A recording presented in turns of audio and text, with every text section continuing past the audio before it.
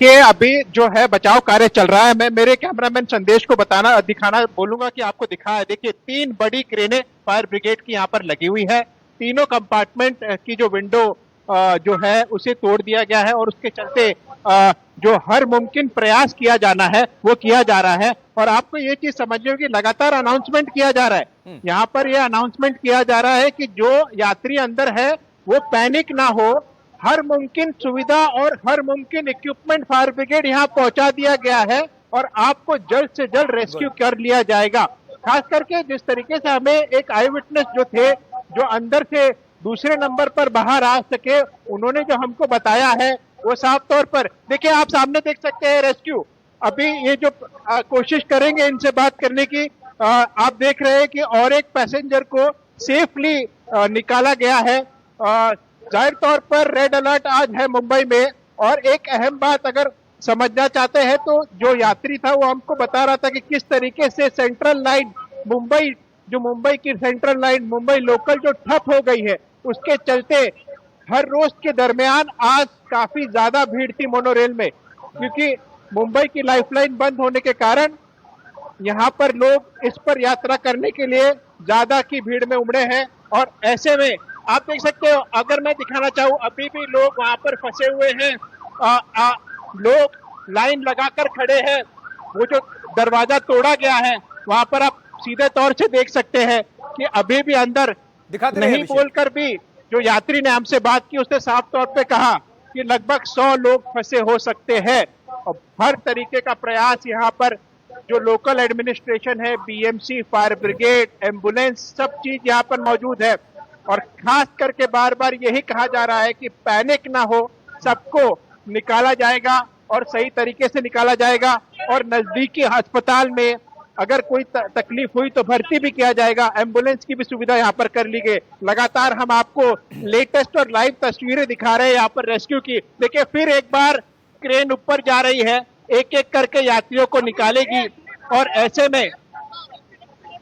में आज मुंबई में रेड अलर्ट के कारण, जैसे आपने भी बताया, दोहरी मार पड़ी है। लेकिन टेक्निकल इशू को लेकर के ये क्यों बंद पड़ी, कैसे बंद पड़ी, और तकरीबन 2 घंटे से ज्यादा हो गया है। जानकारी क्या है, अब जाकर रिपोर्ट क्या है आपके पास अभिषेक? पावर फेल्योर बताया जा रहा है या फिर कुछ और वजह? जैसे हमारे सहयोगी बता रहे थे जितेंद्र भी की क्षमता से ज्यादा मुसाफिर उसमें सवार थे।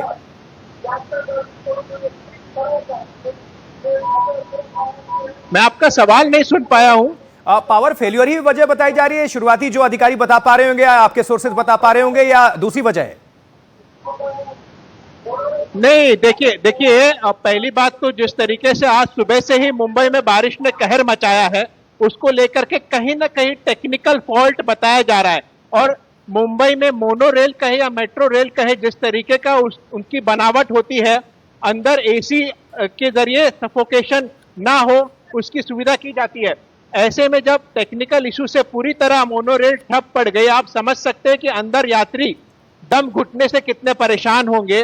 और जो प्राइमरी इंफॉर्मेशन बताई जा रही है कि टेक्निकल फेलियर है, किस तरीके का फेलियर है, क्या हुआ, क्या मैनमेड फेलियर है, ये सब अभी पता नहीं चल पाया, ये जांच का विषय है। लेकिन जिस तरीके से 6:15 पर एक डिजास्टर मैनेजमेंट को कॉल जाता है यहीं के यात्री के तरफ से, यात्री जो अंदर है, बीएमसी को, और बीएमसी उसके बाद फायर ब्रिगेड को इन्फॉर्म करती है और फिर राहत और बचाव का कार्य शुरू हो जाता है, जो आपके सामने लगातार दिख रहा है।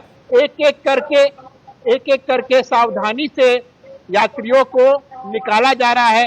हर चीज की व्यवस्था है, मुंबई पुलिस यहाँ मौजूद है, फायर ब्रिगेड यहाँ मौजूद है, एम्बुलेंस की व्यवस्था की गई है।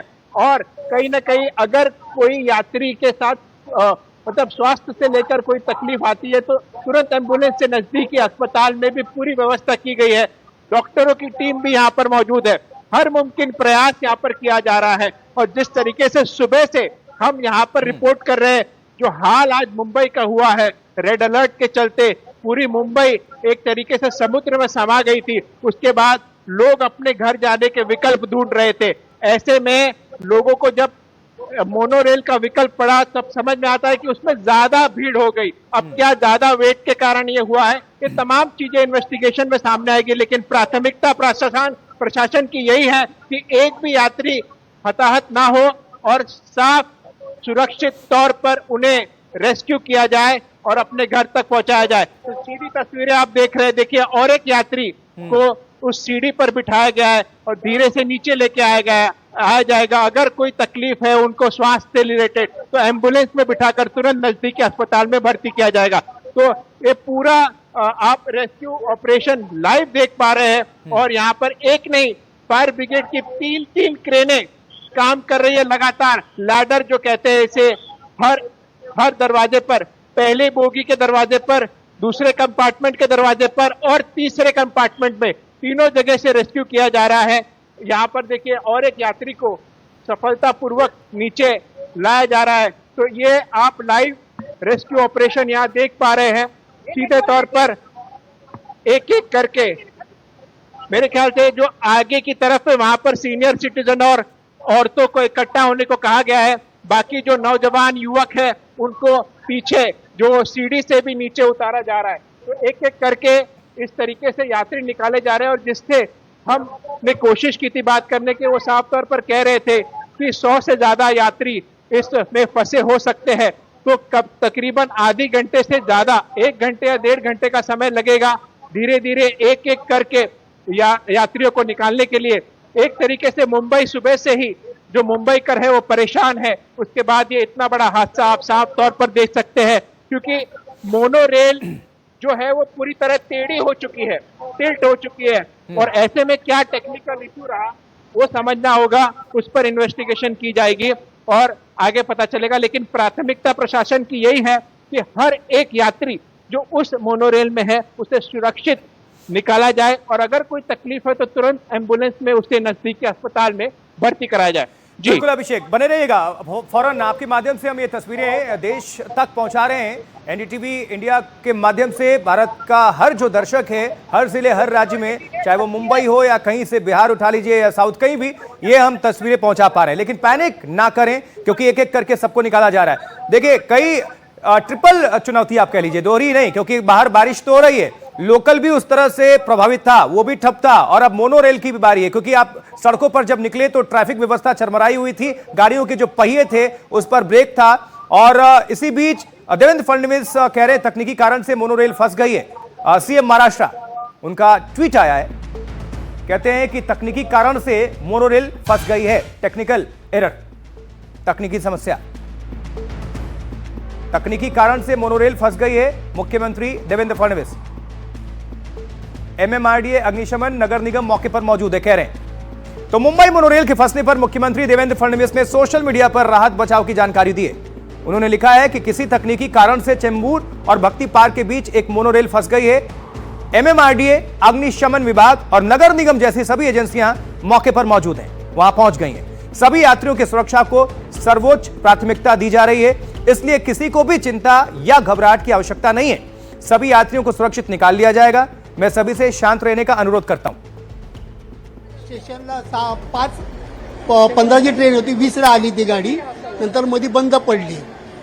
आतमध्ये यांचं काय नियोजन नाही, कसं हे करायचं, आपत्कालीन काय करायचं ते काही नव्हतं।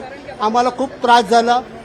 वेळ आता इथे आतमध्ये आल्यानंतर फायर ब्रिगेड वगैरे आली, त्यांनी आम्हाला। तो मराठी में अभी आप सुन रहे थे, वो यात्री हैं जो अंदर फंसे हुए थे पीड़ित और 1 घंटे सवा घंटे के बाद बाहर निकले हुए हैं। तो एक तरह से कह लीजिए कि बारिश ने मुंबई शहर को, मुंबईकर्स को हाईजैक कर लिया था पिछले 24 घंटे से। और उसमें एक और चुनौती सामने आ गई, मोनोरेल। मोनोरेल, इसमें तकनीकी समस्या, अब एक्चुअल जांच के बाद सामने आएगा कि पावर फेलियर या कौन सी तकनीकी समस्या, इसमें कौन सा टेक्निकल एरर आया, या क्योंकि एक तरफ ये टिल्ट भी है, ये झुकी हुई है मोनोरेल, क्या क्षमता से ज्यादा मुसाफिर इसमें सवार थे? क्योंकि हमारे सहयोगी भी इसको लेकर कुछ जानकारी दे रहे थे। ये 4 तस्वीरें आपके सामने हम रख रहे हैं। मोनोरेल में लगभग 100 यात्री फंसे हुए और उनको एक एक करके क्रेन के माध्यम से बाहर निकाला जा रहा है। इसमें फायर टेंडर्स मौके पर मौजूद हैं, अग्निशमन दल, उनके तमाम अधिकारी, मुंबई पुलिस और भी सहयोगी जो इसमें मदद कर सकते हैं, सभी एजेंसियां वहां पर पहुंच चुकी हैं। और अच्छी बात यह है कि मुख्यमंत्री डायरेक्ट इसको लेकर एक्शन में हैं और नजर बनाए हुए हैं, क्योंकि अभी उन्होंने घटना को लेकर सोशल मीडिया के माध्यम से पूरी तरह से जानकारी भी दी।